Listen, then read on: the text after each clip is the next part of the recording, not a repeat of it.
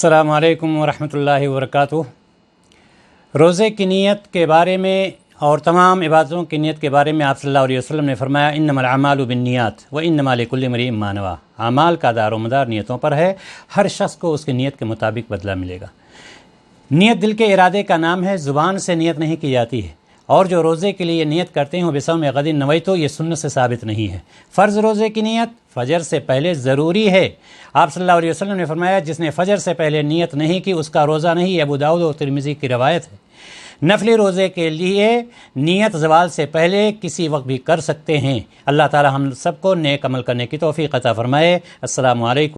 دینی تقریروں اور اسلامی معلومات کے لیے ہمارے YouTube چینل کو سبسکرائب کریں۔ چینل سبسکرائب کرنے کے لیے YouTube پر ٹائپ کریں Mansoor MANSOOR space Ahmed AHMED space Madani MADANI۔ Subscribe کریں اور بیل آئیکن پریس ضرور کریں تاکہ نیا آڈیو اور ویڈیو آپ کو سب سے پہلے ملے۔